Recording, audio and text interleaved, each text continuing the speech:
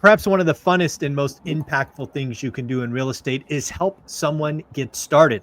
We're going to talk about a story of Cheryl, somebody on Dylan's team, who's been working with the team, running the business for quite a number of years, and just got her first flip. So we're going to talk about it. Congratulations, Cheryl, and we're going to break this down. Dylan, I know it's fun to get your own projects going and your success and all of that, but it's an extra bolt of electricity helping somebody get their first deal. I know I've done that lots of times, and it actually feels better than getting just another one for you many times. So 100%. let's talk about Cheryl. Yeah. We were just talking about it a little bit before we hopped on here.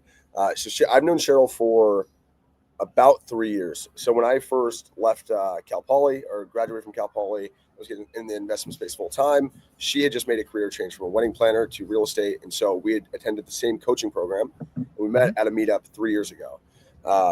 That led into, for her, she became an agent, thinking that was like the way to kind of learn about the real estate business and then eventually become an investor. The whole goal was always to be an investor.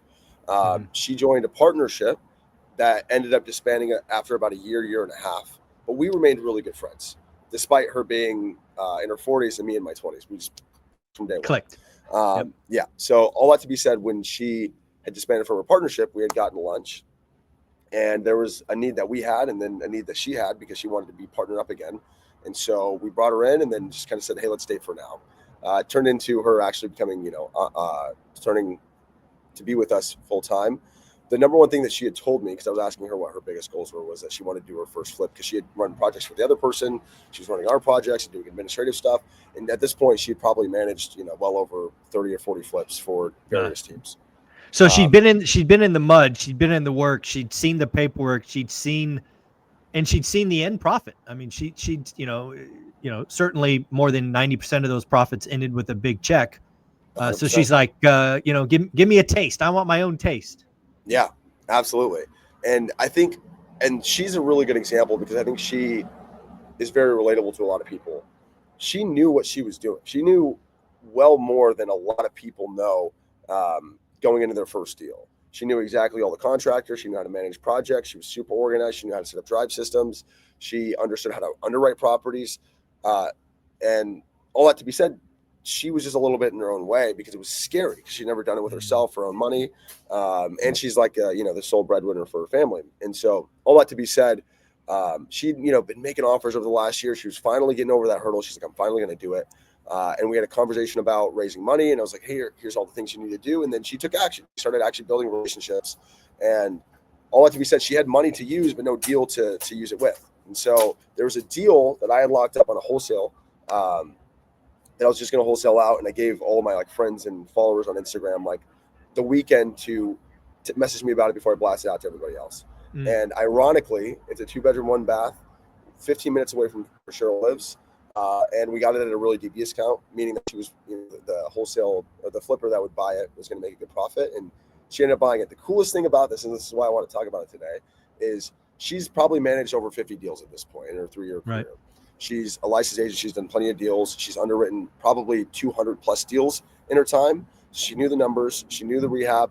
And because she had learned how to raise money as well, too. She's buying this. Her first flip that she's ever done with $0 out of her own pocket, and has all the relationship with all the contractors and knows how to run it. So this is a cherry deal, and she knew it because she has all of this experience back here. And that's kind of the thing I don't think people really understand about the value of education, because it can look on the outside like Cheryl was taking no action because she wasn't doing deals. But she was doing so much and borrowing so much experience without any of the risk, because she was working with teams that were doing it, to do it with. So I'm super freaking proud of her. Yeah. Well, there's other things that I think make Cheryl's story interesting. And again, you said it very quickly, but I want to go back to it. She's the sole breadwinner for her family, right? Which means she probably has kids at home. And just based on what you said, I don't know Cheryl. Yeah. But the idea here is she knew she wanted to get into real estate, but she had to de-risk the situation. Right. Yeah. Not everybody's going to be a college grad coming out of Cal Poly, living at home with dad, who's going to roll the dice and see what happens. Right. That's a different level of risk. Right. When you got hungry kids at home, and you need to make income, but also build wealth. And I think that's the big thing about real estate investing that I see a lot of social media folks get wrong. I'm here talking about building wealth, right? Buy and hold for the long term. First 5 years suck, all of that.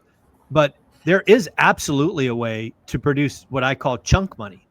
And for a lot of people, it's flips. For a lot of people, it's wholesales, but it's all risky. But what Cheryl did is she spent 3 years in the business, watching others get pricked by thorns and make mistakes and win, right? Success is a great teacher as well. So she has certainly put in the work and deserves it. So good on you. Good on Cheryl.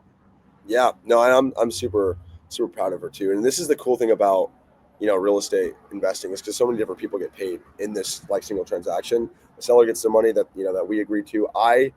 My team is making $25,000 to wholesale the deal to Cheryl. Cheryl will probably make 35 plus to flip it. Her lender that's lending the deal is probably going to make close to 10 to 12 grand for lending her the money. So it really is a win-win. And the coolest part is like all of the things, the limiting beliefs that we generally hold can, I feel like, be outworked by connecting with people that are doing the thing that you want to be doing, A, and then B, just learning the skills that kind of coincide to allow those people to do it. And so, like, example, like a limiting belief is, where am I going to find the money, right? Like, who's going to lend me money, especially on the first deal? Cheryl's a prime example. She's never done a first flip, and she's coming to the closing table with none of her own money. Like, it's possible because she connected with people that did it, learned how to pitch it, how to structure it, and all of those things, and build all of the relationships to help her with that, and then was able to communicate in a good way. And then so it just, all of these limiting beliefs were able to get outworked by a little bit of patience, a lot of action, a lot of delayed gratification, and connecting with the right people. No, again, getting in and around people doing it. This is why I like our school community. It's got 506, I think, members now, all going the same direction, but they're at different places and at different rates.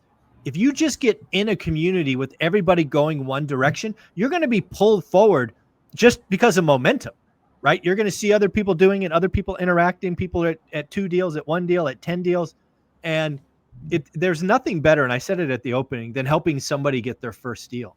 So if you're struggling, you don't know what to do, none of your friends are doing this, but you want an active community, just join school. And I'll put the link here now. But I mean, $20 a month, 67 pennies a day. You're a fool not to join a community like this. Yeah, what absolutely. Do you think? I mean, I paid for a drip coffee today at a coffee shop, and it was $5. So it was just, there it was you just go. a black coffee. So, you're going to get 4 black coffees or join a group that'll change your life. I know which one I would pick. Yeah, that's pretty cool. That's pretty cool. Well, let's talk about this deal. So again, you were the wholesaler on it. So again, let's tell the whole story. So how did you find the lead? Was this door knocking, mailers, lists? How'd you find this little 2-1? Yeah, so this is an absentee owner list, high equity. Owners were 50 plus, like 50 years old plus. I had mailed this list about probably 9 or 10 months ago, and was really close to booking an appointment. But for those of us that are actually on this side of the business, like the marketing to sellers, money's made in the follow-up. So she wasn't ready to meet at the time. I did make a verbal offer, give her a range.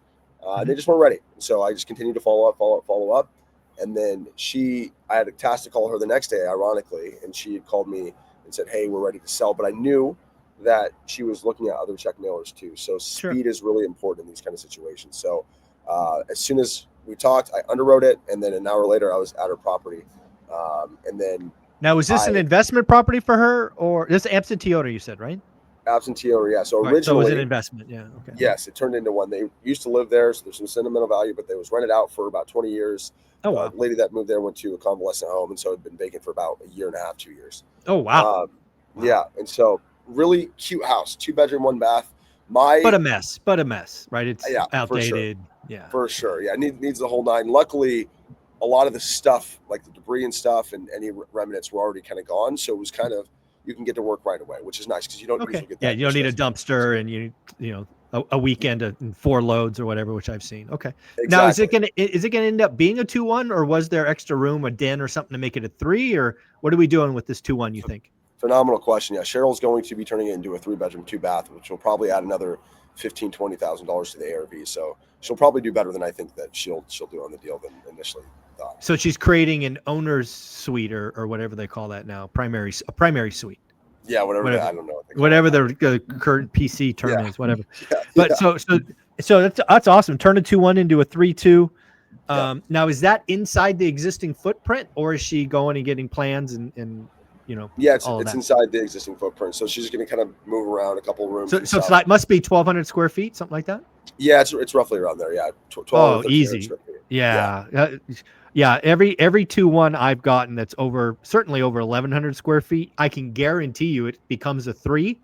And if you can find a way to put a bath next to another bath, that's exactly what she's doing. yeah, it's a home run. So yeah, I think Cheryl's going to do really well. Now, is she going to do so? How is the roof, the mechanicals, all of that? Is everything okay except the inside? Yeah, yeah. So she had initially underwrote, and this is why I think being conservative is really, really important. So just to kind of full picture it, our check mailer said 200 grand. It was like a check mailer. Yep. I ended up locking it up for 150,000, and I sold it to Cheryl for 175,000, anticipating that she would make about 30. Yep. So she had underwrote it as if the roof was going to need to be fixed, the AC was going to need to be fixed, and all, like et cetera, et cetera. So her initial bid was somewhere around 75,000. She learned that the AC is only it's going to take $1,500 for like a little bit of repair, and there's some other things. So her bid now is around 63, 65. And so, and then if she adds, the additional bedroom in the bathroom, she's probably going to get additional, $20,000 lift there too. So she'll probably end up making $40,000 to $45,000 once it's all said and done. And it's there's the proof of concept right there. Get 100%. that check. Yeah. And what's cool about this, and this is for all of the newbies out there, she's buying a deal. The ARV is significantly lower than the median price point. Bingo. So, I keep telling people play below the median. 100%. So it's gonna sell. Like there's not a world where this property doesn't sell, even in a softening market or a stale market. So I'm really stoked for her. There's a lot of opportunity for value add potential, and it's Yeah. I mean a 3.2 below 300 in a market where the median is over 400. You're 75% of the median. Shoot, you might even get landlords looking at that as a cash flow property if they wanted to put 30% down or 35. But yeah, this is how you do it. This is how you protect yourself. She was very conservative on the front end. She spent 3 years learning it, networking. She took the bull by the horns into the deal, nothing down. She's going to give the partner, the money person, some profit. And I can't wait for Cheryl to be done with this, list it, sell it, and just know that 3 years of wishing and heart, because you got to know she's been dreaming about this. She's been working on it. And it's 90 days from now, Cheryl's going to have a story to tell. 100%. What's so funny about Cheryl, she's always told me this, but a lot of people that were new in the investment world would go to her for advice because she knew everything. She was everyone's right-hand woman, and then they're like, oh, wait, you haven't done your own flip yet? And she's like, no, why? So it's super, super proud of her. It's well, you know what? Let's put this in the little tickler or reminder. Once the deal closes on the exit, let's get on a call with her and you, and let's just celebrate her together. That sounds awesome. She'd love that. I love that. Well, Dylan, how can people find you? Because you do amazing stuff on Instagram. Yeah, Instagram handle is Dillionaire321, DYLLION AIRE321. I post everything that I do on there. Folks, do me a favor. Go on IG right now, Dillionaire321. It's on the screen. Send him a quick note. Just thank him for being on the channel each and every week. Also, he is a featured speaker at the upcoming Vegas event. He will kick off day 2 Sunday morning. So, Dylan, I can't wait to see you in Vegas, man. Thanks again. Happy Thanksgiving. Happy Thanksgiving. Thank you, buddy.